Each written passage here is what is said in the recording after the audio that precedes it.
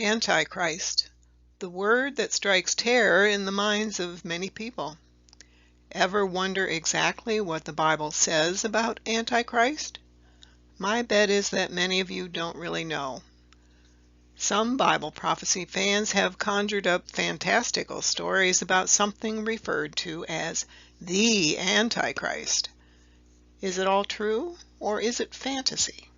Come along with me to explore the facts and dispel the fantasy. I Googled for images of Antichrist to see what would appear.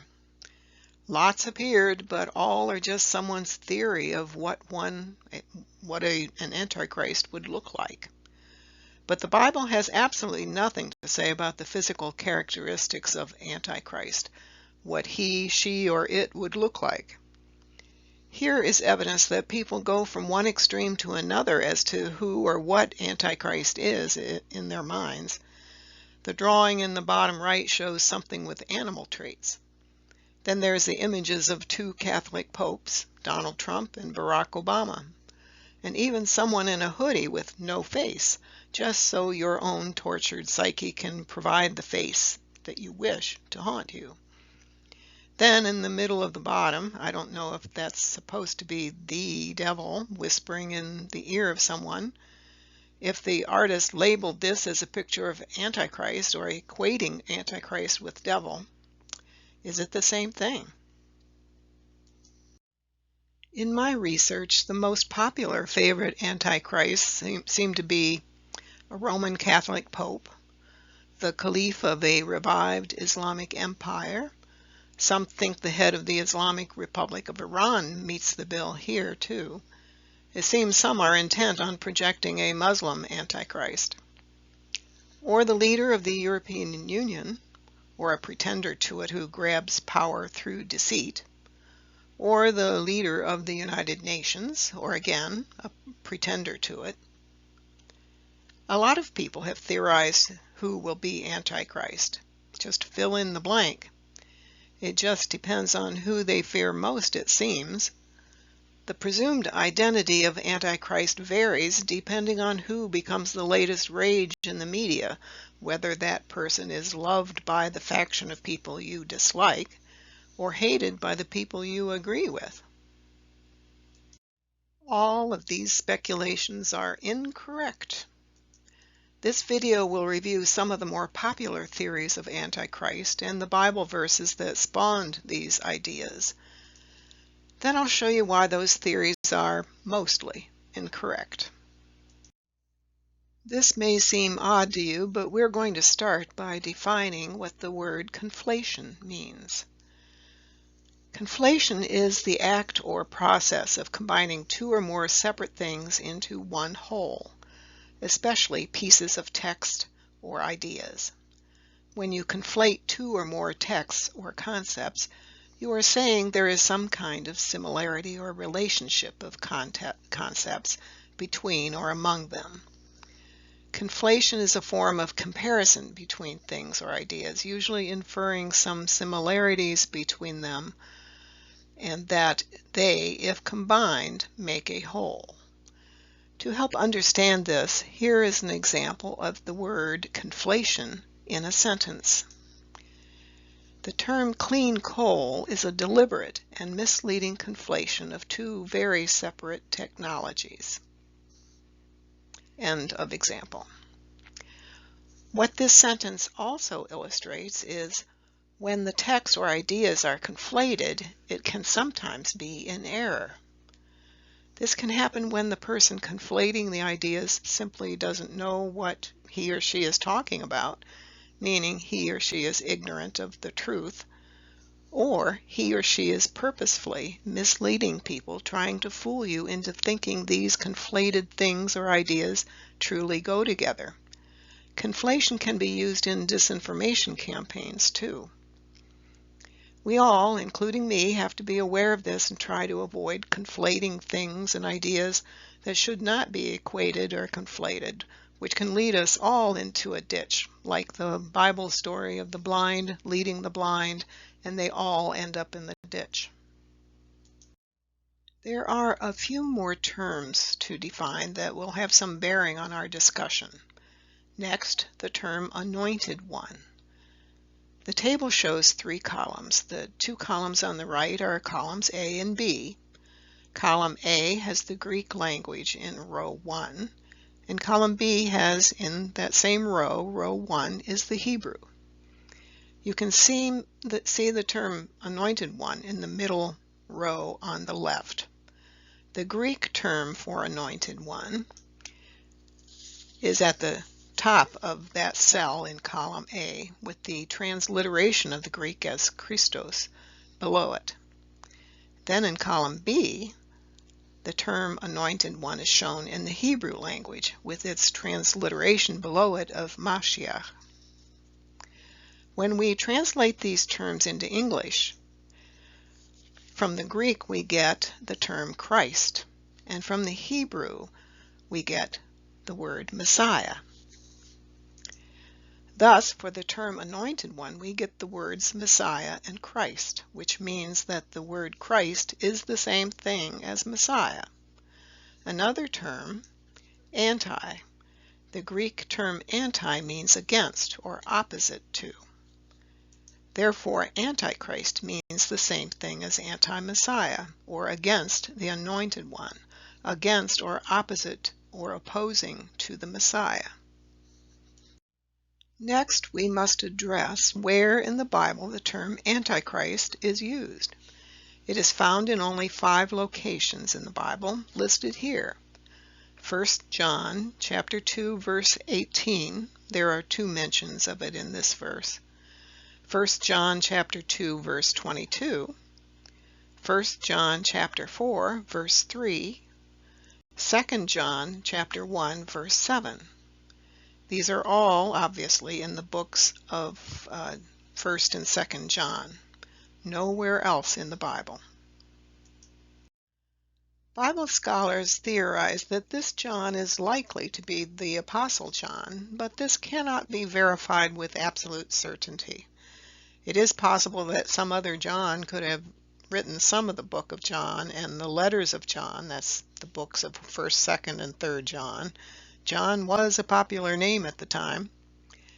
The book of Revelation may have been written by this same John. The Apostle John was known to have been exiled to the Isle of Patmos. The Apostle John was very young when Jesus was on earth, so he could have survived to have become John the Elder, but there is no absolute proof of this either. But it remains that it could be possible that this John in all these books of the Bible is the same John, and he could have been the Apostle John. Again, not provable with 100% certainty. Now we'll review those 5 mentions in the books of 1st and 2nd John. This one is from 1 John chapter 2, verses 18 and 19. Quote, "Little children, it is the last time, and as ye have heard that Antichrist shall come, even now are there many Antichrists, whereby we know that it is the last time. They went out from us, but they were not of us. For if they had been of us, they would no doubt have continued with us. But they went out, that they might be made manifest that they were not all of us." End quote. 1 John chapter 2, verses 22 and 23, quote, "Who is a liar but he that denieth that Jesus is the Christ? He is Antichrist that denieth the Father and the Son. Whosoever denieth the Son, the same hath not the Father. He that acknowledgeth the Son hath the Father also." End quote. 1 John chapter 4, verses 2 and 3, quote, "Hereby know ye the Spirit of God. Every spirit that confesseth that Jesus Christ is come in the flesh is of God. And every spirit that confesseth not that Jesus Christ is come in the flesh is not of God. And this is that spirit of Antichrist, whereof ye have heard that it should come, and even now is it in the world." End quote. 2 John chapter 1, verse 7, quote, For many deceivers are entered into the world, who confess not that Jesus Christ is come in the flesh. This is a deceiver and an Antichrist against the Messiah." End quote. That's the last verse in the Bible referring to the term Antichrist. This is a summary of attributes or characteristics of Antichrist from these verses. First, it's a spirit of Antichrist, also referred to as it, not as he or she. That's from 1 John 4:3. It existed even in the times of the apostles. That's from 1 John chapter 2 verse 8 and chapter 4 verse 3. One who denies that Jesus was the Christ, meaning the anointed one, the Messiah. That's from 1 John chapter 2 verse 22. One who denies that Jesus Christ came in the flesh. That's 1 John chapter 4 verse 3. That is a person who denies that the Messiah came to earth in a human body or human temple. Then Antichrist is a deceiver and liar. That's from 1 John chapter 2 verse 22 and 2 John chapter 1 verse 7. That there is no one Antichrist. There are many. That's per 1 John chapter 2 verse 18. And that's when John stated, quote, "Even now are there many antichrists." Now this is a condensed version of that list of attributes of the Antichrist that we just reviewed. Each attribute of the Antichrist has been assigned a letter, A through F. Always keep these attributes of Antichrist in mind when you start wondering if someone has the Antichrist spirit or not. Note that only attributes C, D, and E are usable by us humans to discern if it's possible that someone is exhibiting the attributes of Antichrist, since the attributes A, B, and F are not usable as defining characteristics. For instance, attribute A, Antichrist is a spirit. You can't see a spirit. It is a non-material thing. Thus, A is not a defining attribute or characteristic. Although my opinion is that the decision if someone is Antichrist is solely the decision of God and his manifestations, meaning Moses, Jesus, and the returned Christ. Now this summary may pop up here and there as we go through this video. Now I'll review the popular theory, perhaps an amalgam of a couple of those theories, of how one person is conjectured as being the Antichrist, with a capital A. I'll briefly go through the general storyline of the Antichrist in case you're not fully aware of all the variables in the typical tale. A man will arise who will have these characteristics that are listed here: boastful, ruthless, deceitful, and dishonest, destructive, godless, lawless. Some theories elaborate on these traits by theorizing that a man will arise who will be boastful and deceitful in his dealings and intents. He will be against God and his messiahs and prophets. His purpose is to gain power and wealth and lord it over others, so to speak. He will be evil and ruthless in all his actions. He will go to the temple and declare himself as God, thus desecrating it. He will require that all people are to worship him.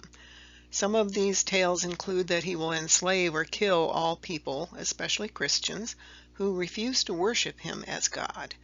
His followers will have a mark put on them showing their affiliation with him in order to be able to buy or sell anything. He will eradicate all the laws of God and not adhere to them, meaning he will be lawless. Generally, a vile, lawless man of no redeeming virtues. And, of course, he'll do all that anti-Messiah stuff, too, because whenever he appears, the Messiah must be around, too. He can't be very anti-Messiah if the Messiah is nowhere to be seen. The stories vary that the Antichrist will be an all-powerful despot for 3.5 years or 7 years before he is finally defeated, depending on what verses of the Bible are chosen to base that story upon. Here are some of the Bible sources of these ideas that one man will be the Antichrist and what some of his actions will be. The characteristic is in the left column, the Bible source is in the middle column, and some explanatory quotes from some of those verses on the right. The first characteristic of the Antichrist is believed to be that it is a singular man. We get that from the books and verses shown in the middle column here. From Daniel chapter 11 verses 21 through 24, wherein it speaks of a vile person who obtains the kingdom by flatteries. Which kingdom he obtains is not specified. Then in Daniel, same chapter 11, but in verses 36 through 45, these verses talk about a king who exalts himself. Numerous actions this king takes are obviously counter to God's wishes that this king does not care about. One phrase is revealing, quote, "He will be successful until the time of wrath is completed, for what has been determined must take place," end quote. This verse definitely indicates that God has a special function and endpoint for this king. More will be discussed about him. Then there's Daniel chapter 7 verses 7 and 8. These verses mention a little horn that grows out of or amongst the 10 horns on the heads of the fourth beast that came up out of the sea in that book of Daniel. This little horn is boastful, but ultimately is destroyed. The boastful part apparently has caught the eyes of many Antichrist prophecy fans, since it appears similar to expectations of such a boastful king. By the way, the horns on beasts mentioned in prophecy symbolize kings, earthly human kings.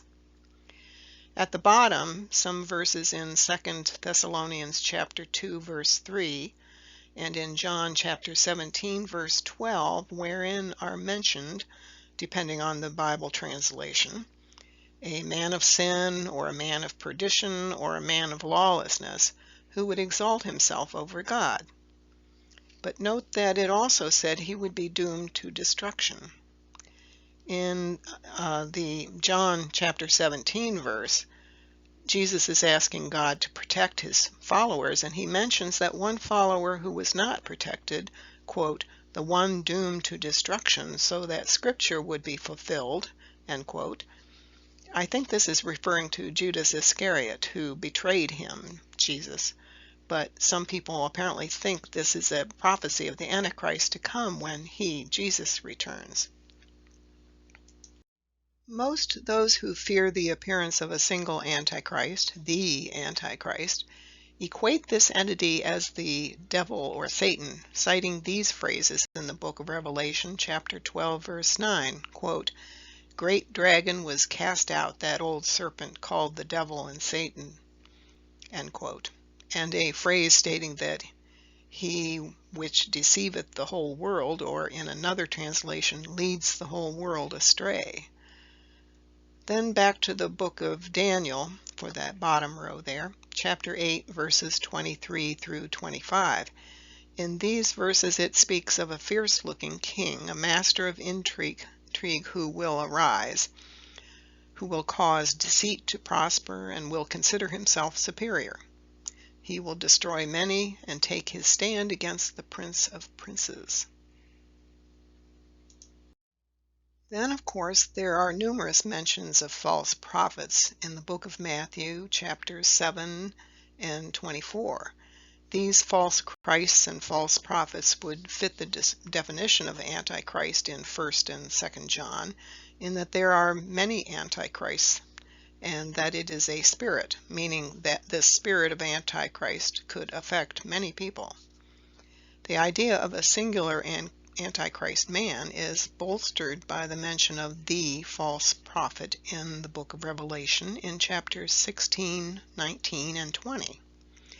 In these verses it is described as the false prophet, singular, quote, "the false prophet that wrought miracles before him with which he deceived them that had received the mark of the beast." End quote.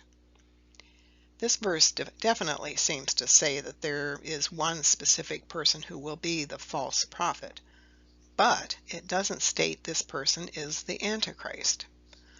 Although one can deduce that this false prophet could be affected by the Antichrist spirit, since there are many Antichrists. This would have been a perfect opportunity for John of Patmos, again, who may have been the Apostle John, to have specifically pinpointed the Antichrist as the false prophet or the beast, but John did not. There is no mention of Antichrist in the book of Revelation.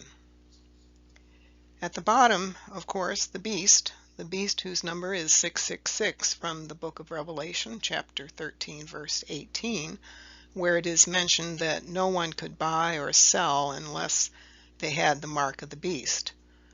A beast is mentioned in chapter 16 too, but is it the same beast? Can we assume that? In chapter 16, verses 13 and 14, 3 impure spirits are mentioned. Quote, "3 impure spirits that looked like frogs, they came out of the mouth of the dragon, out of the mouth of the beast, and out of the mouth of the false prophet." End quote. The dragon, the beast, and the false prophet are mentioned as distinct and separate entities. All may be affected by the Antichrist spirit, but only one of them at most can be the Antichrist, if there really is to be a singular Antichrist, as many seem to believe. Here are those biblical sources we just reviewed, but in a condensed format. There are verses from several books of the Bible, from both the Old and the New Testaments. If you look at these verses, it's obvious that they are all about people or other entities that are bad characters in some way. That is a commonality between them. But does that mean that they are all about the same man or entity? These prophecies or histories span a long period of time. Many of these books and verses can be explained by other happenings and the people involved that fulfilled prophecies very precisely. Number 1 here, Daniel chapter 7, verses 7 and 8, about the little horn that grew up amongst the horns of the 10-headed beast. This prophecy was fulfilled in other ways. Therefore, I'm striking this off of our list. Why I say this will be explained later in this video in a brief way, and with a referral for you to watch one or more of my other videos to see the full explanation. Number 3, same thing. Number 4, same thing again. And number 10, about the great dragon, this prophecy too was fulfilled in other ways that I'll tell you about later. But with all those strikeouts, we still have many verses that still remain as possibilities in our storyline about the Antichrist. This exercise does help illustrate the dangers of just plucking a verse here and a verse there out of the Bible and trying to conflate them into a whole, consistent story. Such conflation is prone to error. Here are those first charts we reviewed. However, I've removed the verses that are known to not actually apply to the Antichrist to come. Even though we removed some verses for consideration as pertaining to the Antichrist to come, we can see that there remain some others that could possibly refer to Antichrist. Some of the remaining verses mention a beast, or the beast whose name is 666 from Revelation chapter 13, verse 18. That leads us to the question, what is a beast, as used in biblical prophecies? And what is a dragon in Bible prophecy terms? According to the book of Daniel, chapter 7, verse 17, quote, "The 4 great beasts are 4 kings that will arise from the earth." End quote. It is especially important to note that the books of Daniel and Revelation use much of the same terms and language of prophecy. They also use the same mathematics in their time prophecies, meaning prophecies about when the Messiah of the latter days would appear. Thus, a beast in Bible prophecies means an earthly human king or ruler and or their kingdom. These beasts are not spiritual kings like Moses or Jesus. A beast, when referring to a king, is a 100% human with potentially all the human foibles that can come with humanness. The type of beast mentioned in the Bible verses defines the type of king or kingdom the verse is referencing. For instance, a lamb is a meek, humble king or kingdom or nation. A serpent is a cold-blooded, often venomous king or kingdom. A dragon is a large serpent, thus a large, powerful, venomous, and evil king or kingdom. Keep this in mind whenever you see a reference to a beast or a type of beast just described in a Bible prophecy. Remember that it signifies a king or ruler and or a kingdom or nation. Speaking of beasts, a few more tidbits about the meanings of some terms related to them. This from the book of Revelation, chapter 12, verses 1 through 3. These verses describe a dragon, which means one empire, with 7 heads, meaning 7 dominions within that empire, having 10 horns, meaning 10 kings. See the full story of the dragon with 7 heads, etc., in my video titled Revelation Revealed on my YouTube channel named Integral Destiny 9 that you see there at the bottom. Integral Destiny 9, all one word, no spaces between the words. And remember the number 9 at the end. Another example is in the book of Daniel, chapter 7, verse 8. Note that this is one of the verses often cited as somehow describing the Antichrist to come. Quote, "While I was thinking about the horns, there before me was another horn, a little one, which came up among them, and 3 of the first horns were uprooted before it. This horn had eyes like the eyes of a human being, and a mouth that spoke boastfully." End quote. So this horn is a king to come in the future to Daniel, that is. The prophecy states this king would be boastful, so he must be the Antichrist, right? Wrong. This prophecy came true, but this boastful king lived a long time ago. This story is told in one of my other videos named Book of Daniel Part 3. That video explains Daniel's prophecies about the 4 beasts that arise from the sea in chapter 7 of Daniel. This is another case of a conflation of prophecies from several books of the Bible being morphed together, resulting in interpretations that are very much off the mark and misleading.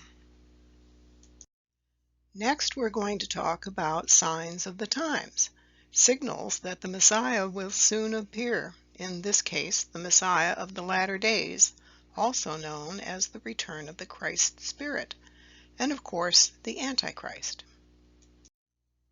In the book of Matthew, chapter 16, verses 1 through 3, the Pharisees asked Jesus to show them a sign that he was the Messiah. Quote, "The Pharisees also with the Sadducees came, and tempting, desired him that he should shew them a sign from heaven.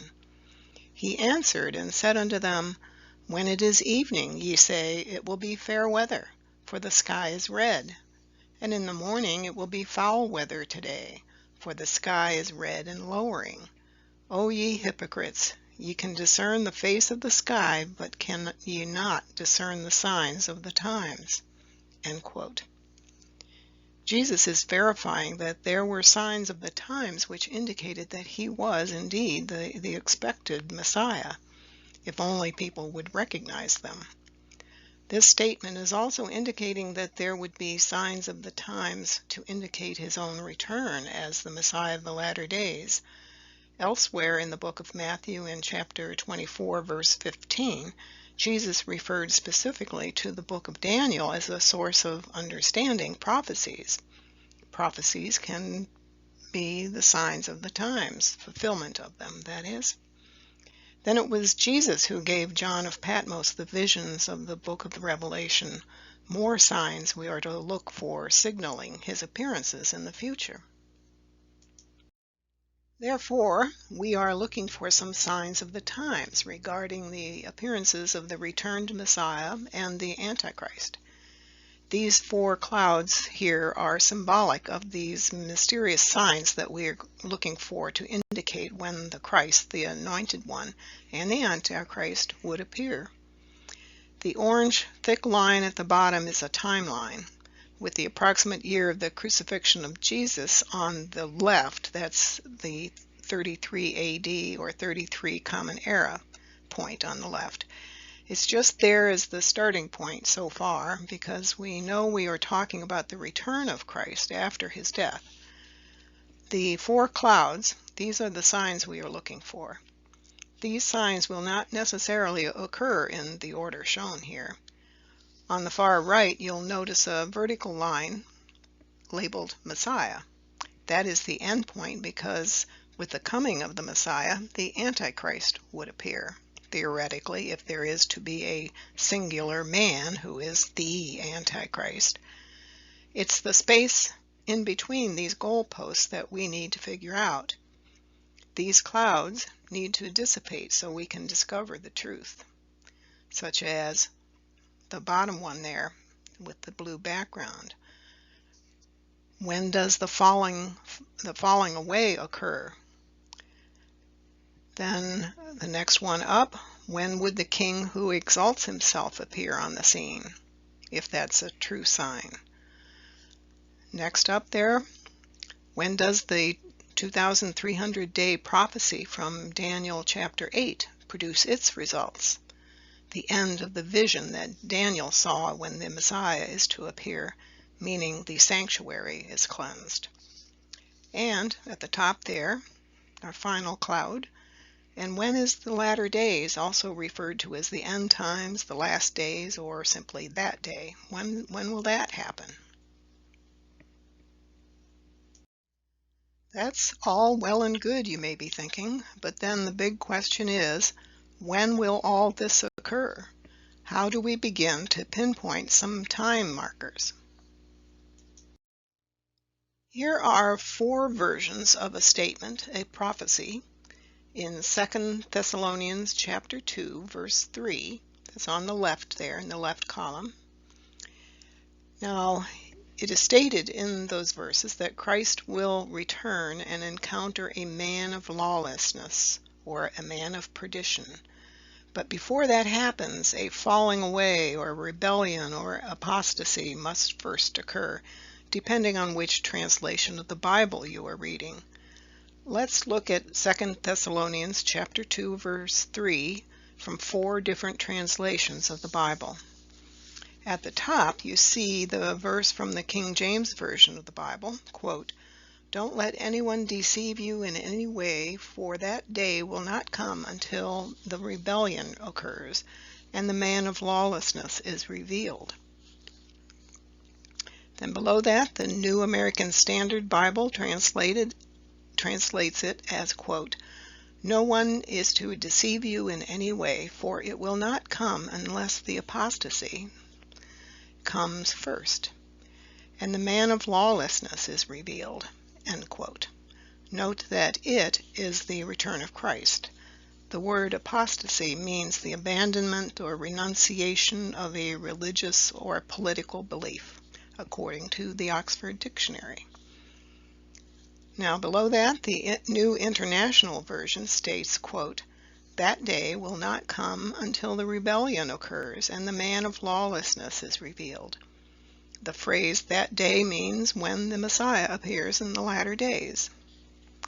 And at the bottom, the American Standard Version, quote, "For it will not be except the falling away comes first," end quote. And here are 2 more verses that state the same thing. 1 Timothy chapter 4, verse 1 states, quote, "Now the Spirit speaketh expressly, that in the latter times some shall depart from the faith, giving heed to seducing spirits and doctrines of devils," end quote. And in Matthew chapter 24, verse 10, it states, quote, "At that time many will turn away from the faith and will betray and hate each other." End quote. Note the word many will turn away, not just a few. So we need to look for a time when people started leaving Christianity in numbers that are not normal when compared to past practices. It is true right now, the present tense there, for instance. Researchers who track religious practices throughout the world have recently marveled at the increasing number of nuns when religious practices are polled. That's nun as in N-O-N-E, not nun as a female member of a religious community such as Catholic nuns. These nuns mean that they mark the nun box when answering polling questions about what religious community they are a member of. However, the next slide will introduce a prophecy for a time period for the Messiah of the latter days to appear. The Bible says that we would not know the day or the hour of the return, but the Bible does tell us what year he would return in several Bible time prophecies. Once we know the year of his return, then we can double check to see if there was any falling away before that year.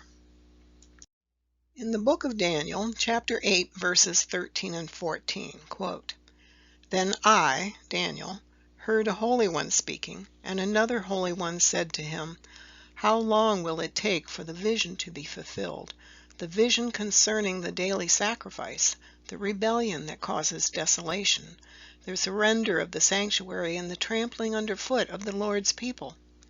He said to me, It will take 2,300 evenings and mornings, then the sanctuary will be reconsecrated." End quote. Here the Holy One is telling Daniel that the sanctuary will be reconsecrated, and the Lord's people, that is Daniel's people, the Jews, will no longer be trampled upon, meaning subjugated by other people, after 2,300 days. What will reconsecrate the temple then? Many conjure up a scenario of the temple in Jerusalem being rebuilt, but Jesus was not concerned at all about the physical temple in Jerusalem. He foretold its being destroyed. He never mentioned it would be rebuilt. What's more, Jesus compared his body, his own body, to the temple. That's from the book of John, chapter 2, verses 19 through 21. Therefore, a new temple being consecrated means the appearance of the Messiah himself in the latter days, not just some physical building that could be destroyed again. Note that the basis of Bible time prophecy mathematics is this: 1 day in prophecy equals 1 year on earth. Therefore, 2,300 days in prophecy equals 2,300 years on the planet. Back in the early 1800s, many Bible prophecy scholars worked out the math and came to the conclusion that the year 1844 AD, or Common Era, was when the return of Christ, the Messiah, in his latter days appearance would occur. I won't go into details here, but this has been thoroughly laid out in a couple of my videos. I'll give you details how to access them later in this video to double check on where this year 1844 was foretold in the Bible, in several books and verses, not just one. It's all there if you are curious. Back to that timeline. We have discovered the meaning of the 2300-day prophecy. That's the second cloud from the top. Therefore, that cloudy sign of the times is clarified and entered onto the timeline at the far right. 1844 is when the Messiah and the Antichrist spirit would appear. Thus, we can remove that cloud now and go on to another. Let's look at when the falling away or rebellion that is to come before the Antichrist, which of course it also means that it comes before the Messiah appears, around the year 1844. In researching possible occurrences of a falling away, also known as apostasy, before 1844, I found the period known as the Enlightenment, which started in England in the late 1600s. Deism began around then too. They kind of went together for quite a while. Deism is the belief that there is a God, but after he created the world, he went on vacation, so to speak, and does not get involved in our world affairs. Most deists consider Jesus was not divine in origin. I've added a small red bracket in the bottom right on the timeline to show the span of time on this timeline, wherein the Enlightenment period had its greatest influence. The Enlightenment, also known as the Great Age of Reason, is defined as the period of rigorous scientific, political, and philosophical discourse that characterized European society from the late 17th century to about the ending of the Napoleonic Wars in 1815. Now, there are some different ideas some people have of what the span of time of the Enlightenment was, but this was one of the more understandable theories of how long it lasted. The Enlightenment period of time stressed reason, logic, criticism, and freedom of thought over dogma, blind faith, and superstition. It took root first in England, then spread to France just as it was declining a bit in England. Isaac Newton, Francis Bacon, and John Locke in England were among the proponents of this. Now, French authors and philosophers such as Descartes, Voltaire, Rousseau were famous proponents in France. Deism was prevalent among those who adhered to the principles of the Enlightenment. The Enlightenment principles had stronger effects in France than in England. It was these French enthusiasts that had influence on some leaders in the American colonies, such as Thomas Jefferson and Benjamin Franklin. The French Enlightenment was strongly anti-clerical. This may have been influenced by or a result of the violence and turbulence of the French Revolution and the many wars in Europe in the late 1700s through to 1815, when the Napoleonic Wars ended.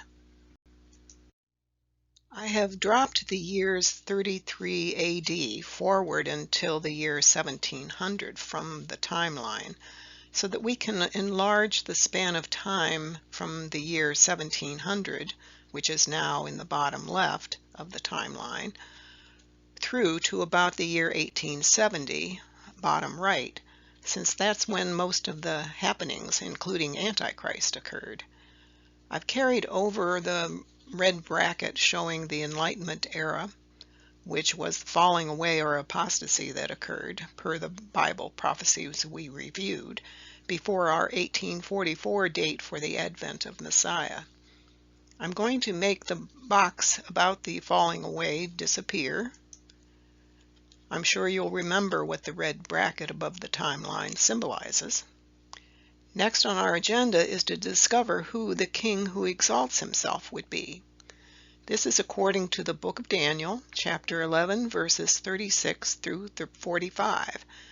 Now, verse 40 of that specifically states this king would be taking his various actions at the time of the end, meaning in the latter days.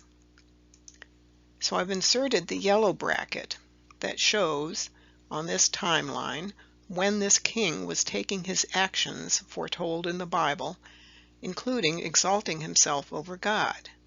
The years of his most noteworthy actions, none of which were altruistic, spanned from the late 1790s through to mid-1815.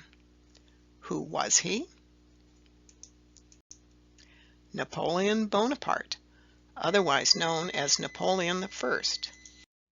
Just a few tidbits of facts about Napoleon I, Napoleon Bonaparte.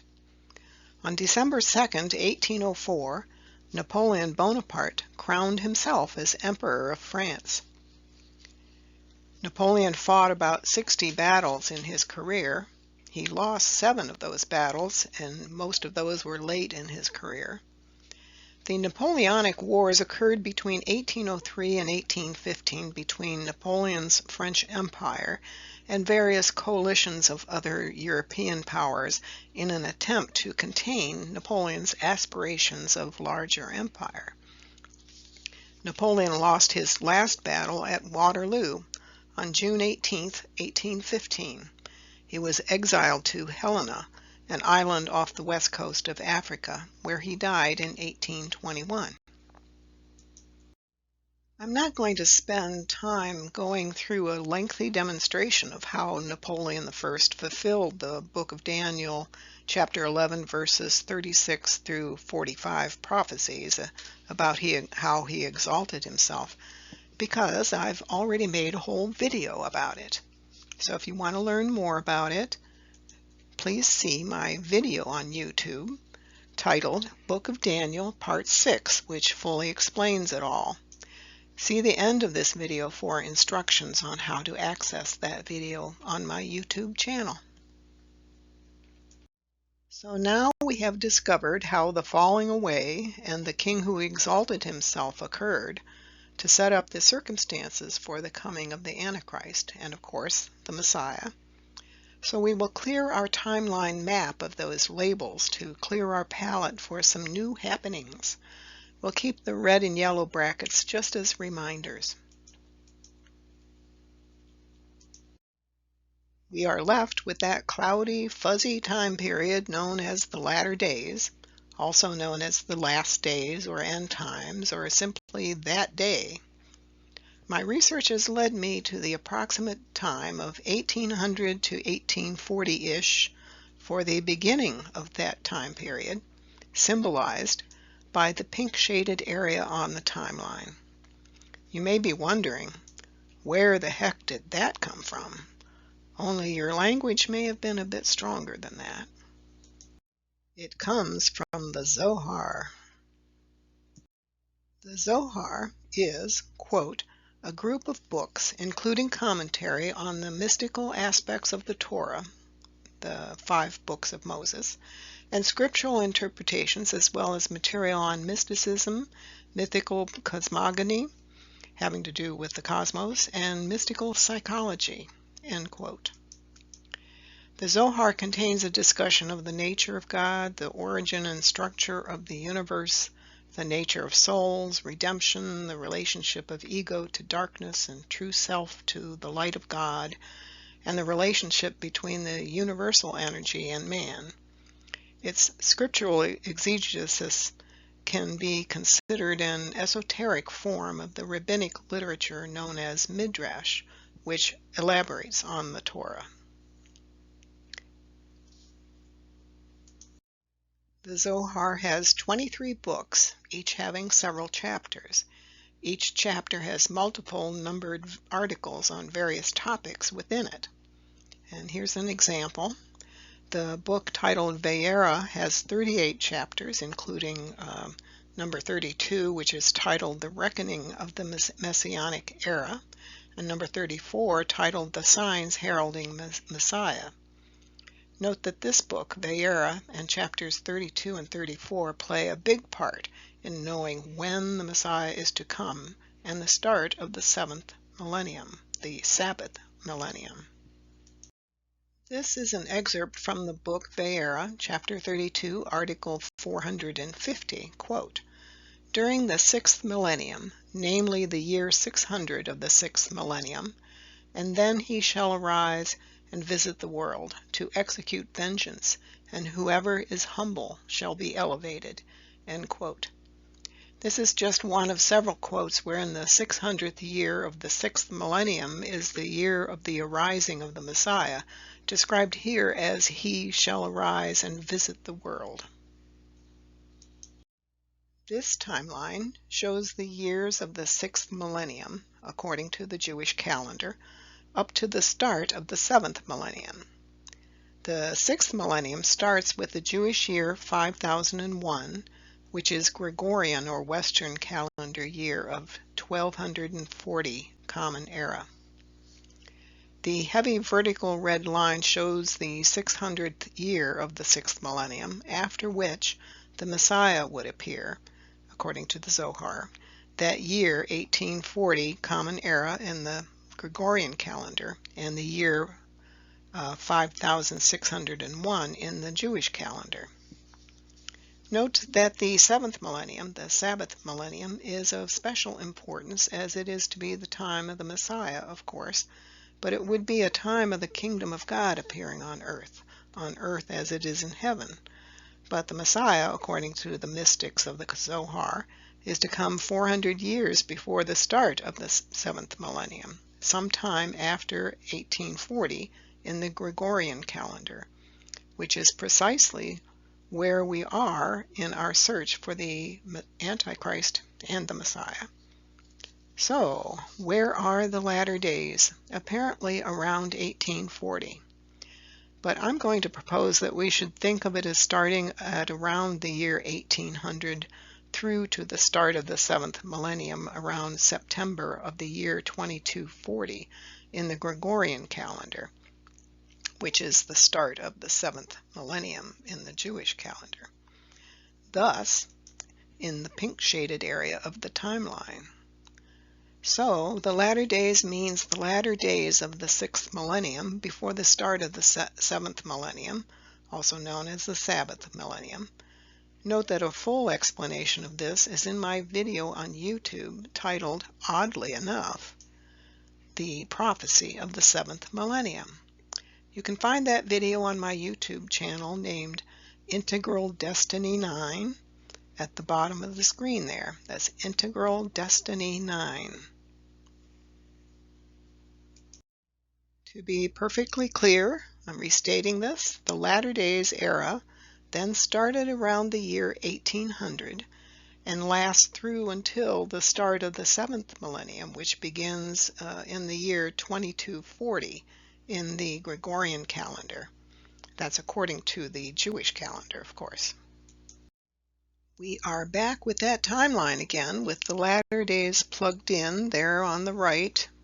And remember, the Zohar said the Messiah would appear after the year 1840 of the Gregorian calendar. Well, I have news for you. The Messiah was born in 1817 in Persia, now known as Iran. He was of noble birth, who gave up all his material goods and wealth for his beliefs and teachings, which were not accepted by the Muslim clergy or the leaders of society and government in Persia. Sound familiar? The Messiah was known by his divine name of Baha'u'llah, which in English means the glory of God. 2 years after the Messiah was born, the person who would serve as his forerunner, the announcer of his appearance of the promised one of the ages, was born in October of 1819 in Shiraz, Persia. This person was also ultimately known by his divine name of the Bab, which means the gate in English. He was the Elijah figure, the gate, to Baha'u'llah, just as John the Baptist was to Jesus Christ. They were just born into this material world, so no Antichrist figure yet has appeared. Yet another change to our timeline. Now we go from the year 1800 on the left of the timeline, bottom left, to the year 1900 on the right, bottom right, with 10-year increments in between.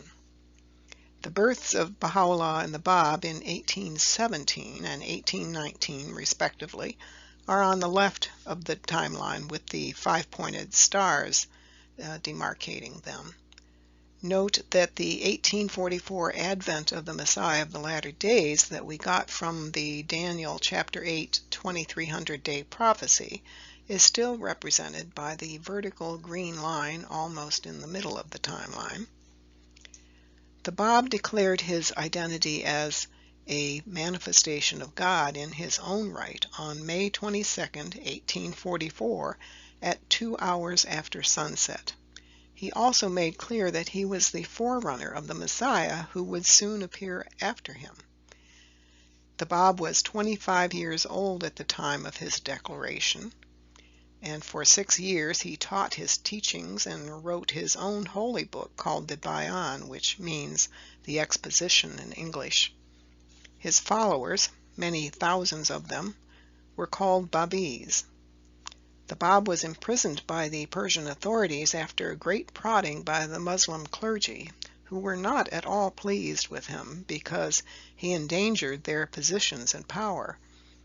The government authority who took special care to try to nullify his divine message was a man named Haji Mirza Akasi, who was the Grand Vizier to the Shah, or King of Persia, at the time.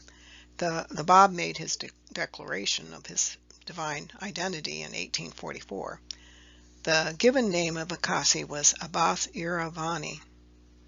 The Bab's growing renown finally triggered Akasi's fear that the Shah, who was curious about the claims of the youthful and charismatic religious leader, might be influenced by him.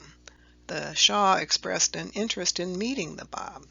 The vizier plotted and carried out a number of actions to prevent the Shah from ever meeting the Bab, and the vizier told the Shah lies that the Bab was up to no good regarding the Shah's power and his kingdom. This vizier saw to it that the Bab was harassed, put on trial, beaten, and imprisoned for about half of his earthly ministry after his 1844 declaration of his divine identity. This vizier was the Antichrist of the Bab's dispensation.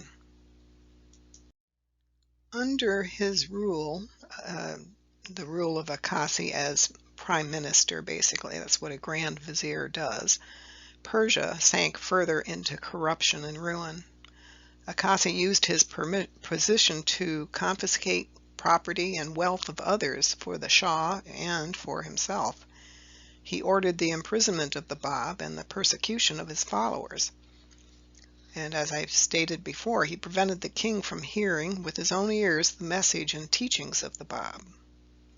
Akasi relentlessly persecuted the Bab and his followers, and after Muhammad Shah died in 1848, Akasi was ousted from his position after Nasir-Din Shah ascended to the throne, and by the insistence of those who he had treated badly, they pushed the Nasir-Din Shah, the new Shah, to get rid of him. So he was exiled out of the country and died poor and abandoned in 1849. In his teachings, the Bab foretold that one greater than he, the Messiah figure who would appear shortly, someone he referred to as him whom God shall make manifest. Baha'u'llah was first a disciple of the Bab, even though he and the Bab never actually met, at least in this material world. After the martyrdom of the Bab in 1850, Baha'u'llah had a vision in which he was told that he was the one promised by the Bab, the Messiah. That vision occurred in late 1852. Baha'u'llah did not reveal his station until April of 1863, some 10 years after his vision, when he announced to the Babis his being him whom God shall make manifest that the Bab foretold. Baha'u'llah's followers are called Baha'is. Their faith is called the Baha'i faith. There are now about 10 million Baha'is in the world, spread all over the globe. This is just within the first 179 years of the faith, beginning in 1844. Now, 1844 is considered as the start of the Baha'i faith, with the declaration of the Bab in May of that year. But wait, we're not done. There's a second Antichrist, or anti-Messiah, to come. His name was Syed Muhammad-e Isfahani. Sorry, no drawing or picture of him is known of. He was supposedly a follower of the Bab, but of unsavory character and personal ambition, just like Judas was, a supposed follower of Jesus, but yet he turned Jesus into the authorities. Well, this man was very much of the same ilk. Sayyid is a title, by the way, showing that he was a descendant of the Prophet Muhammad through his daughter Fatima. Sayyid Muhammad Isfahani was the Antichrist of the Baha'i dispensation, according to Baha'u'llah himself. Sayyid Muhammad plotted with Baha'u'llah's half-brother. This half-brother was overcome by jealousy for his highly esteemed half-brother. And this half-brother tried to claim that he, the half-brother, was the Messiah, not Baha'u'llah. Sayyid Muhammad plotted to instigate violence against Baha'u'llah too. And he spied on the Baha'i community to report anything he thought could cause problems for them to the authorities. The bottom line, after all this exploration of this topic and the history lessons, the Antichrist, both of them, are long dead and gone. Yay! The wicked witch is dead. We can get on with our lives. Our two obscure antichrists may not have had much impact on the material world, but their actions against the two manifestations of God, the Bab and Baha'u'llah, had severe effects on the lives of these two divine teachers and their revelations from God. But note, the Antichrist spirit lives and moves on. There were many, many cruel and evil people who treated the Bab and Baha'u'llah with evil intent at that time that they were on earth, and since their ascensions. Their followers have been severely persecuted, especially in Iran, the land of their births and the beginnings of the Baha'i faith, even to this day.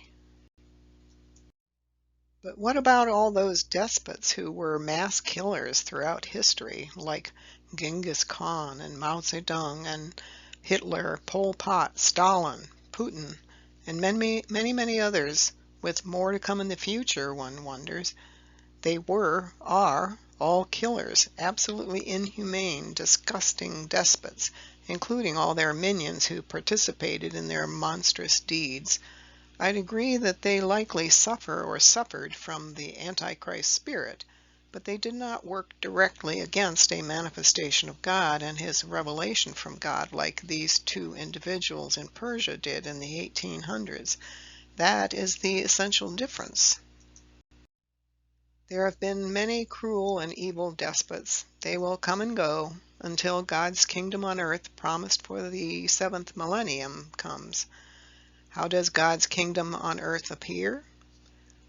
By the majority of the people on earth willingly and with devotion abiding by the new spiritual teachings and laws for the new era brought by Baha'u'llah, the returned Christ. Then we humans must construct that new heaven and new earth. No magic. Sorry, just hard work.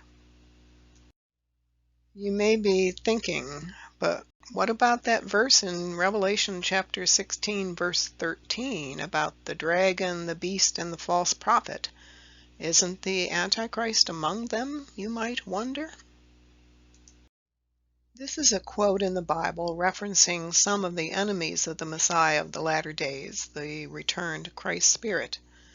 This is from Revelation chapter 16, verse 13, quote, "Then I saw 3 impure spirits that looked like frogs. They came out of the mouth of the dragon, out of the mouth of the beast, and out of the mouth of the false prophet." End quote. The beast in this verse is the same beast, 666 of Revelation chapter 13, verse 18. The meaning of the frogs coming out of the mouths of the dragon, the beast, and the false prophet are symbolic of their deceitful words and teachings against the Messiah and his forerunner of the second advent. To emphasize the point of this verse, it speaks of the lies and deceptions of 3 separate entities against the Messiah of the latter days, the returned Christ Spirit.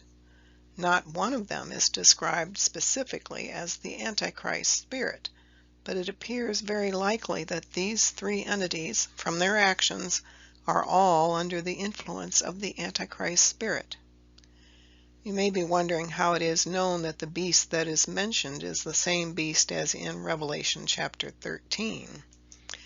I recommend that you watch my video titled Revelation Revealed and the video titled 666 Explained to find out. My videos can be found on YouTube channel Integral Destiny 9. All one word, no spaces, and don't forget the numeral 9 at the end. Also, another video not listed here is the video titled Mark of the Beast. The full explanations are in those videos just mentioned, but I'll give you some shorter answers here. You can get the details from those other videos. The dragon of chapter 16, one of the three impure spirits, was the Antichrist of the Baha'i revelation that we already discussed, Haji Mirza Akasi, the Grand Vizier or Prime Minister to Muhammad Shah during the first 4 of the 6 years that the Bab taught his faith, the Baha'i faith, before he was martyred in July of 1850. Note that this dragon is not the same dragon as mentioned in chapters 12 and 13 of the book of Revelation. The beast 666 is a kingdom with one head, meaning it's just one dominion, one nation under that head, with 2 horns. The 2 horns means that this kingdom has 2 kings who are of interest here in this prophecy. This beast is Persia, with the 2 kings that are the 2 horns. Listed here, they are Muhammad Shah Qajar, who reigned from 1834 to 1848. When he died, his son, the crown prince, became the next Shah. He was Nasir-Din Shah Qajar. He reigned from 1848 to 1896 when he was assassinated. Now on the left here is a painting of Muhammad Shah, and next to it a photo of his son Nasir-Din Shah is on the right. If you want to know more about the real story of the Mark of the Beast, by the way, that's so many fear, see my video titled Mark of the Beast, the Real Story on YouTube. This illustration shows how the reigns of these 2 beasts, that is, the 2 kings or shahs of Persia, now known as Iran, how they overlapped the earthly divine reigns of the Lamb, the Elijah figure of the Messiah, and the one who sits on the throne, the Messiah, who were, respectively, the Bab and Baha'u'llah. The reigns of these 2 shahs are shown above the blue timeline, and the divine reigns, the periods of the ministries of the Bab and Baha'u'llah, are shown below the timeline. The Bab announced his identity and mission in 1844, as you recall, and was martyred in mid-1850. Baha'u'llah had his vision wherein he was told that he was the Messiah for this new era in late 1852, and he passed away in the Holy Land outside of Akka, Palestine, at the time, in late 1892. In the third impure spirit, the false prophet was a man named Haji Mirza Muhammad Karim Khan-e-Kirmani, also known simply as Karim Khan. He was born around 1810 and died sometime around 1873. Karim Khan put himself forth as a great thinker and having special knowledge of God. He published several essays trying to convince people that the Bab, then later Baha'u'llah, were false prophets. One of the last publications was done at the request of Nasir-Din Shah, and it was directed against Baha'u'llah. He wrote a book titled Guidance unto the Ignorant, in which he expounded to his readers how ignorant they were and how knowledgeable he was. In his statements about the sciences that any great thinker must have knowledge of, included some types of magic and alchemy. So much for his great thoughts. He once claimed to be the 4th support. According to Shia Islam, such a person is the perfect religious leader above all others. He had to withdraw that statement due to the ridicule he received from other clergy. Perhaps you were wondering about the possibility that the Bab and/or Baha'u'llah were themselves the Antichrist or false prophets. So let's explore that theory a little bit.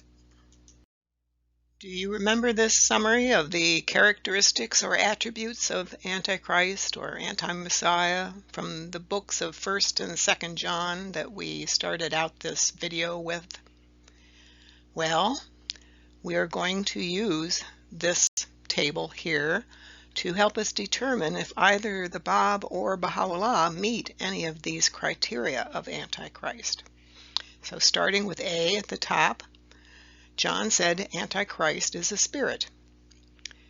This is not a definitive characteristic, since anyone could be infected by the Antichrist spirit, so to speak, and there would be no outward mark or sign to be able to tell an infected person versus an uninfected person. Therefore, I'm going to strike this one out since it's not a definitive characteristic. Characteristic B, that Antichrist existed even in the times of the apostles over 2,000 years ago. Well, that's not exactly definitive for our present case either, so striking that one out. Characteristic C, Antichrist denies that Jesus was the Christ, the Messiah of the first advent. Both the Bab and Baha'u'llah wrote about Jesus, praising him as the Lord of the visible and invisible, and that he was divine in origin. They even confirmed the Immaculate Conception of Jesus. So they did the opposite to what is shown here. They affirmed that Jesus was the Christ, the Messiah, not denied that. So they affirmed rather than denied. On to characteristic D. Both the Bab and Baha'u'llah fully and without hesitation or equivocation recognized that Jesus, the Messiah, did come in the flesh. So the Bab and Baha'u'llah affirmed the station of Jesus Christ and that he walked the earth. Shortly I'll provide some excerpts of some of the writings of the Bab and Baha'u'llah that illustrate this. Next, characteristic E. Antichrist is a deceiver and liar. The Bab and Baha'u'llah told the truth about Jesus Christ. They did not lie about Jesus. And in the over half a century that I've been a follower of the Bab and Baha'u'llah, I've never detected deceit or lying in anything they did, wrote, or taught. And I think if you investigated their lives, you'd find the same. Therefore, 2 red X's showing that this neither deceiver or liar does not apply to them. They were not deceivers or liars. They were truth tellers. Next, characteristic F. John said that there were many antichrists. Now, Jesus knew this. His experiences demonstrated that there were many people affected by the Antichrist spirit. He could see it in their actions. It wasn't just Judas being deceitful, spiritually dead, and trying to do him harm. The Antichrist spirit infected ordinary people in the area. Caiaphas, Annas, Pontius Pilate, King Herod, the Roman soldier who pierced him while he was on the cross, among others. Just as the Bab and Baha'u'llah were opposed by the 2 kings of Persia, their viziers, the majority of the Muslim clergy at the time, ordinary people who followed their spiritually blind clergy, the Sultan of the Ottoman Empire and his government leaders, and others who beat them, imprisoned them, killed the Bab, exiled Baha'u'llah several times. Now, Baha'u'llah was poisoned 3 times by some of the people infected with Antichrist. At least, I think they were. When I say infected, I don't mean in a literal sense like they're some kind of Antichrist or anti-Messiah microbe, but rather that these small a Antichrists seem to have a spiritual disease. So, this characteristic in others was affirmed by the experiences of the Bab and Baha'u'llah having been persecuted and ill-treated by many people solely because of their teachings about God and his new message to humanity for this new era. Thus, neither the Bab nor Baha'u'llah meet the criteria of Antichrist laid out by John in 1st and 2nd John. They were not Antichrist. Next, as promised, I'm going to provide some writings from the Bab and Baha'u'llah that they wrote about Jesus Christ that demonstrate their love for Jesus and his station. This quote addresses the Antichrist, characteristic C, the one who denies that Jesus was the Christ, meaning denying Jesus was the anointed one, the Messiah. This is a direct quote from the Bab about Jesus. Quote, "For example, from the inception of the mission of Jesus, may peace be upon him, till the day of his ascension was the resurrection of Moses. For during that period the revelation of God shone forth through the appearance of that divine reality," meaning Jesus, "who rewarded by his word everyone who believed in Moses, and punished by his word everyone who did not believe, inasmuch as God's testimony for that day was that which he, Jesus, had solemnly affirmed in the gospel." That's from the Bab, from his book Selections from the Writings of the Bab, page 106. Thus, the Bab affirmed that Jesus was divine and his gospel was from God. This is a specific mention that Jesus was the prophesied Messiah of which Moses spoke.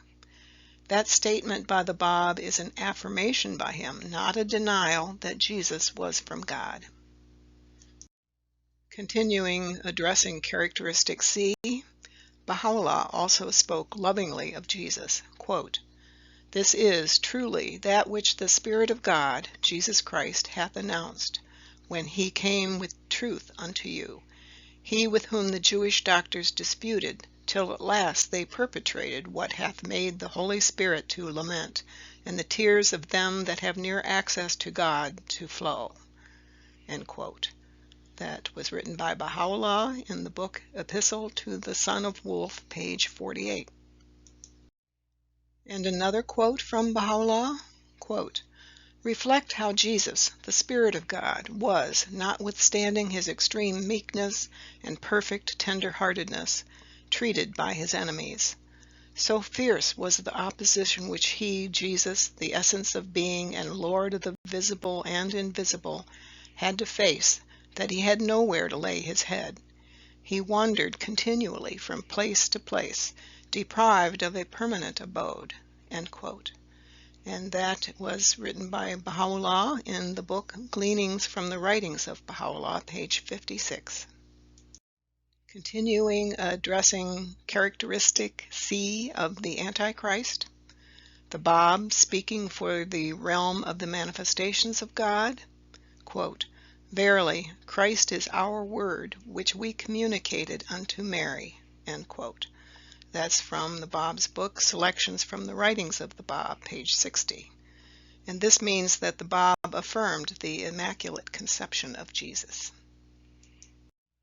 On to characteristic D of the Antichrist. He or it would deny that Jesus Christ came in the flesh, meaning that the Messiah came to earth in a human body or temple. They would deny that. In addition to the previous quotes by the Bab and Baha'u'llah about Jesus Christ, a couple more that put him on earth in the flesh. Here is a quote from Baha'u'llah, quote, "Consider and call thou to mind the days whereon the Spirit of God, Jesus Christ, appeared, and Herod gave judgment against him. God, however, aided him with the hosts of the unseen and protected him with truth." End quote. And that's from Baha'u'llah, from the book Epistle to the Son of Wolf, page 57. Now, Baha'u'llah mentioned that King Herod rendered judgment upon Jesus, thus obviously affirming that Jesus walked the earth and came in the flesh in a human body born to a woman. Otherwise, he would not have been able to have been brought before King Herod. To reiterate, The Bab and Baha'u'llah do not meet the 3 defining characteristics of the 6 characteristics of Antichrist. The remaining 3 characteristics are not usable as defining characteristics. Most important of all, if you think about it, they never worked or preached against anyone else who presented himself as the returned Messiah. You have to do that to be Antichrist. Thus, they cannot be Antichrist or anti-Messiah. But were they, the Bab and Baha'u'llah, false prophets? No, they were not false prophets. Evidence from their lives, their writings, their teachings, how they have fulfilled many, many biblical prophecies, and their faith, the Baha'i faith, have demonstrated that they are true prophets of God, or what we call manifestations of God.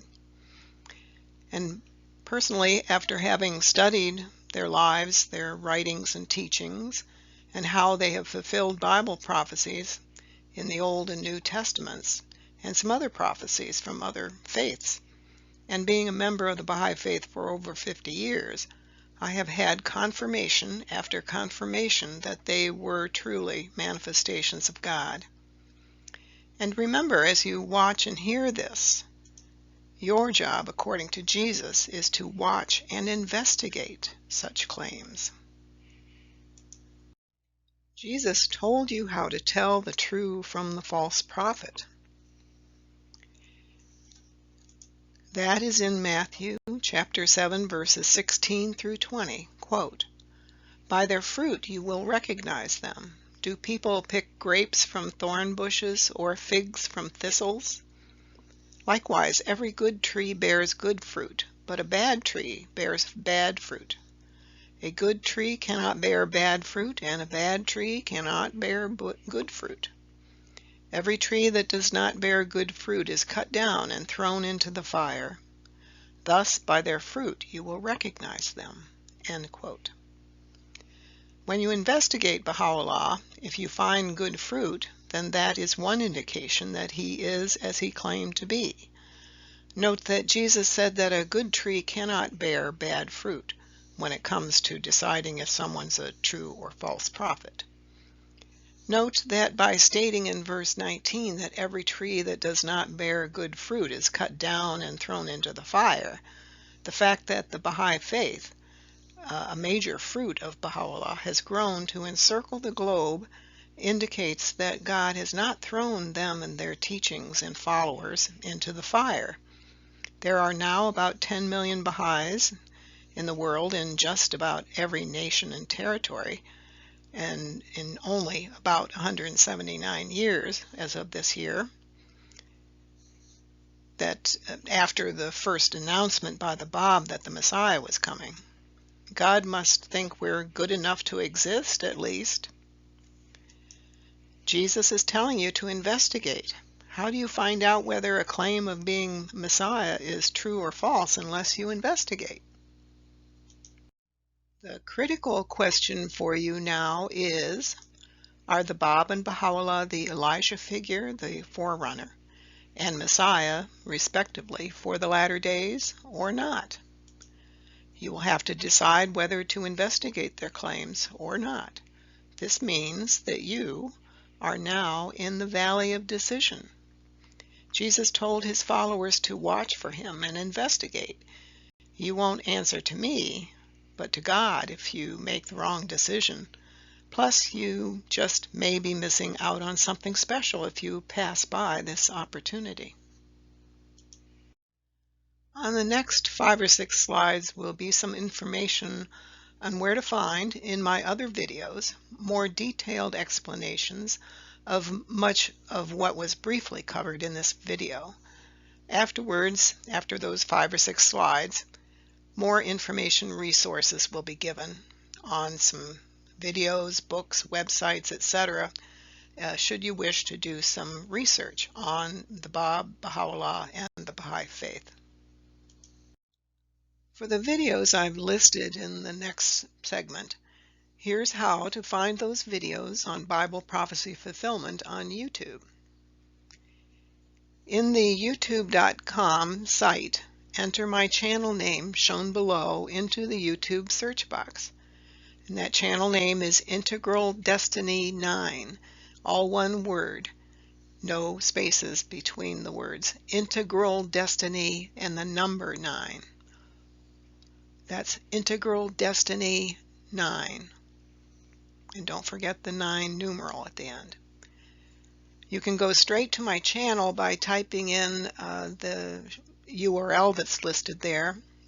Just insert it into your web browser. That's www.youtube.com/c/integraldestiny9. And again, it's right there on the slide. The following 5 slides give details on where to find some specific topics in some of my other videos. In the far left column is the topic about which you may wish more explanation. The middle column is the title of my video wherein you can find additional explanation on that topic. Then in the far left column is the time marker spot or spots in that video where that topic is addressed in more detail. Of course, some of my videos are on specific topics, so you should watch the whole video, such as the Beast 666 explanation is explained in the video titled 666 Explained. An example, if you want to know more about the 3 bad beasts in the book of Revelation, that's in the top row, you can see that you can find that information in the video titled Revelation Revealed, as you see in the middle column. Follow that row to the right and you'll see that you can review what I call a primer on the 3 beasts at time marker 2 hours, 12 minutes, and 45 seconds into that video. Then it also states that there is a video titled 666 Explained. Now that video is specific to the beast called 666.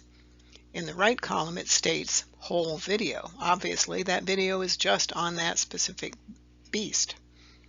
If you wish to follow up with any of this information, I'd suggest you do a print screen or screenshot of each of these 5 slides, then paste it into a Word or other document in order to print it out. Or you can simply pause the video and write down the information you're interested in. Now, I'm not going to read all these slides to you. That would be simply too maddening for both of us. So I'll keep each of these 5 on the screen for a little while and then go on to the next. Slide number 2.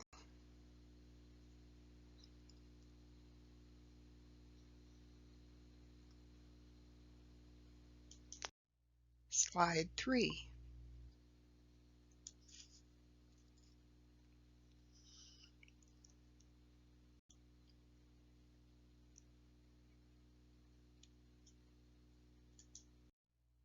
Slide 4.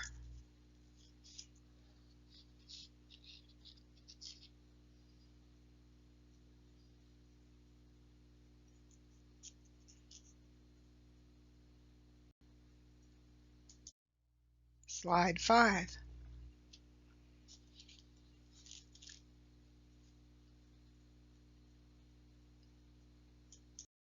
The next few slides provide some excerpts from the writings from the Messiah of the Latter Days, Baha'u'llah. Several are addressed specifically to Christians. The next few slides will be excerpts from the writings of Baha'u'llah, the Messiah of the Latter Days. Quote, "This is the most holy tablet sent down from the holy kingdom unto the one who hath set his face towards the object of the adoration of the world, he who hath come from the heaven of eternity, invested with transcendent glory, in the name of the Lord of great glory. This is an epistle from our presence unto him whom the veils of names have failed to keep back from God, the creator of earth and heaven, that his eyes may be cheered in the days of his Lord, the help in peril, the self-subsisting. Say, O followers of the Son, Have ye shut out yourselves from me by reason of my name? Wherefore ponder ye not in your hearts? Day and night ye have been calling upon your Lord, the Omnipotent, but when he came from the heaven of eternity in his great glory, ye turned aside from him and remained sunk in heedlessness. End quote. That's an excerpt from the Tablets of Baha'u'llah, page 7. Quote, Open the doors of your hearts. He who is the Spirit verily standeth before them. Wherefore banish ye him who hath purposed to draw you nigh unto a resplendent spot? Say, we in truth have opened unto you the gates of the kingdom.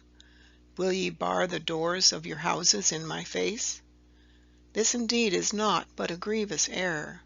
He verily hath again come down from heaven, even as he came down from it the first time. Beware lest ye dispute that which he proclaimeth, even as the people before you disputed his utterances. Thus instructeth you the true one, could ye but perceive it. End quote. That's from Baha'u'llah's book, Tablets of Baha'u'llah, page 10. Quote, Say, blessed the slumberer who is awakened by my breeze. Blessed the lifeless one who is quickened through my reviving breaths. Blessed the eye that is solaced by gazing at my beauty. Blessed the wayfarer who directeth his steps towards the tabernacle of my glory and majesty. Blessed the distressed one who seeketh refuge beneath the shadow of my canopy. Blessed the sore athirst who hasten to the soft-flowing waters of my loving kindness. Blessed the insatiate soul who casteth away his selfish desires for love of me, and taketh his place at the banquet table which I have sent down from the heaven of divine bounty for my chosen ones. Blessed the abased one who layeth fast hold on the cord of my glory, and the needy one who entereth beneath the shadow of the tabernacle of my wealth. Blessed the ignorant one who seeketh the fountain of my knowledge, and the heedless one who cleaveth to the cord of my remembrance. Blessed the soul that hath been raised to life through my quickening breath, and hath gained admittance into my heavenly kingdom. Blessed the man whom the sweet savours of reunion with me have stirred and caused to draw nigh unto the dayspring of my revelation. Blessed the ear that hath heard, and the tongue that hath borne witness, and the eye that hath seen and recognized the Lord himself in his great glory and majesty, invested with grandeur and dominion. Blessed are they that have attained his presence. Blessed the man who hath sought enlightenment from the day star of my word. Blessed he who hath attired his head with the diadem of my love. Blessed is he who hath heard of my grief, and hath arisen to aid me among my people. Blessed is he who hath laid down his life in my path, and hath borne manifold hardships for the sake of my name. Blessed the man who, assured of my word, hath arisen from among the dead to celebrate my praise. Blessed is he that hath been enraptured by my wondrous melodies, and hath rent the veils asunder through the potency of my might. Blessed is he who hath remained faithful to my covenant, and whom the things of the world have not kept back from attaining my court of holiness. Blessed is the man who hath detached himself from all else but me, hath soared in the atmosphere of my love, hath gained admittance into my kingdom, gazed upon my realms of glory, quaffed the living waters of my bounty, hath drunk his fill from the heavenly river of my loving providence, acquainted himself with my cause, apprehended that which I concealed within the treasury of my words, and hath shone forth from the horizon of divine knowledge, engaged in my praise and glorification. Verily he is of me. Upon him rest my mercy, my loving kindness, my bounty, and my glory. End quote. And that was from Tablets of Baha'u'llah, pages 16 and 17. Those excerpts are from the Most Holy Tablet, as it is known, It was written by Baha'u'llah to Christians. It is also known as the Tablet to the Christians. And by the way, I just wanted to address the fact that he's using the pronoun he or him or the man in these excerpts. Well, Baha'u'llah also teaches the equality of the sexes. Men and women are equal in the eyes of God. So when they use the pronoun he or talks about man or mankind, that includes women equally. Now, if you want to see the rest of the tablet to the Christians, go to the website listed there for the full text. And you can also just go to that www.baha'i.org/library and then follow the path through the writings of Baha'u'llah. We'll ask whose writings you want to look into and just select Baha'u'llah or any of the others for that matter and do your research from there. Again, for free access online to the sacred and authoritative texts of the Baha'i Faith, you go to this website shown here, www.bahai.org/library. Some other information resources, should you wish to research the Bab, Baha'u'llah, and the Baha'i Faith, are on the following slides. If you'd like to find a book that gives a good, interesting overview of the Baha'i Faith, its main figures, history, beliefs, and its followers, without being preachy or trying to convert you, this is the book for you. Its title is Baha'u'llah and the New Era by the author J.E. Esselmont. It's available through Amazon.com and probably other online book vendors too. It may even be in your local library or your local independent bookstore. I recommend that you watch this professionally produced 30-minute video on the life of Baha'u'llah and the start of the Baha'i Faith as an introduction. Its title is The Prisoner of Akka. To access this video, go to YouTube and to the channel named Baha'i Vision, as you see at the bottom of the slide, and look for the video by that name, The Prisoner of Akka. You may also just be able to enter the title into the YouTube search box, The Prisoner of Akka, and then look for this exact title.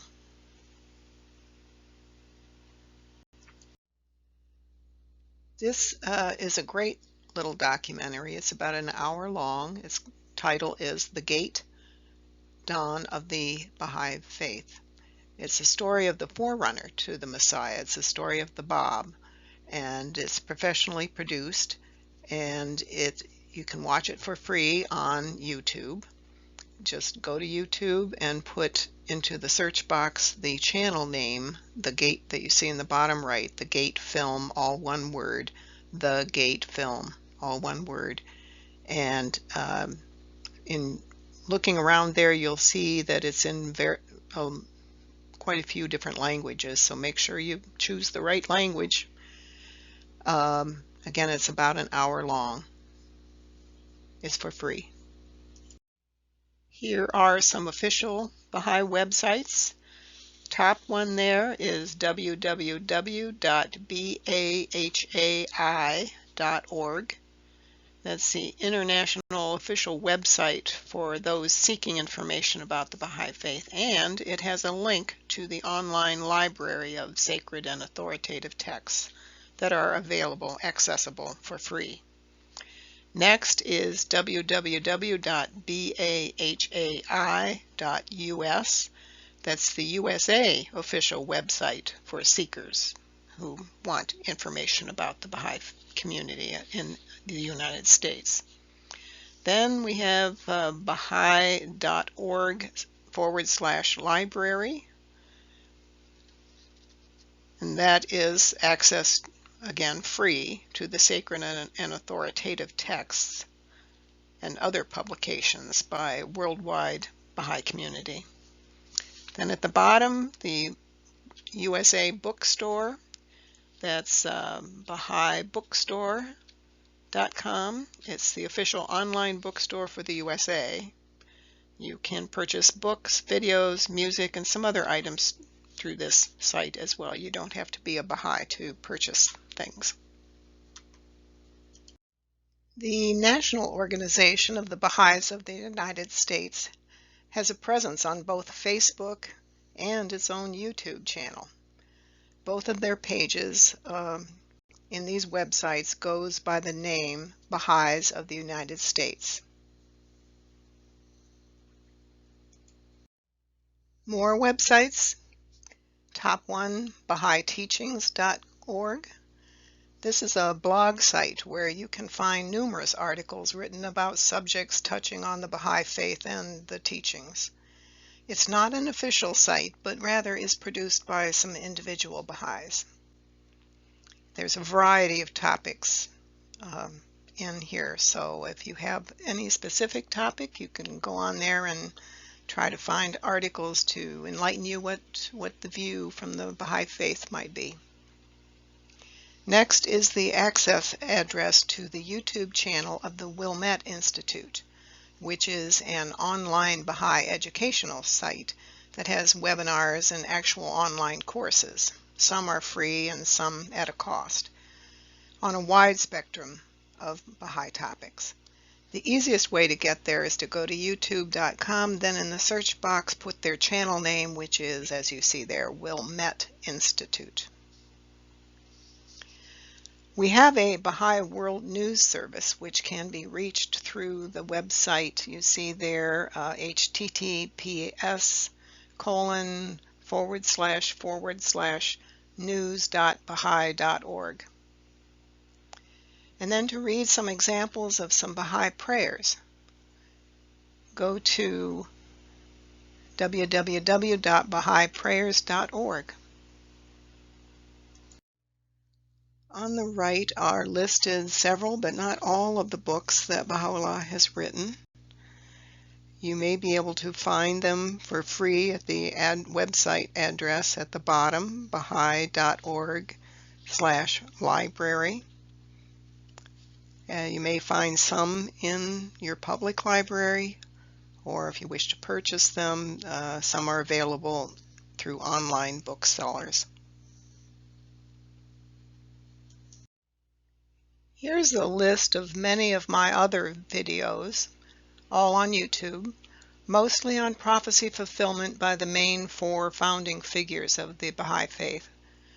You can read the titles. There's a variety of topics. Pause the video to review them to see if any might interest you. Instructions on how to access them, all for free, on YouTube is on the next slide. Here's how to find my videos on YouTube. You have to get to YouTube first in the first method, and that is www.youtube.com. You get to the site, and in the search box on that site you enter my channel name of Integral Destiny 9. You see they're all one word, no spaces between, with the number 9 at the end. Or you can simply put the URL into the search box of your, like Google, whatever, www.youtube.com/c/ then my YouTube channel, Integral Destiny 9, as you see there. And that should get you directly there, so I understand. And you'll see a list of videos, and you just have to roam around on my channel and find those videos. Please note that this video is an amateur production by this singular person, me, and it's very obvious it's an amateur production. It's not an official production by the Baha'i faith community. Copyright protections are claimed. Please do not make changes, additions, or deletions to this presentation. Have questions? Contact me at the email address you see there. And thank you for watching.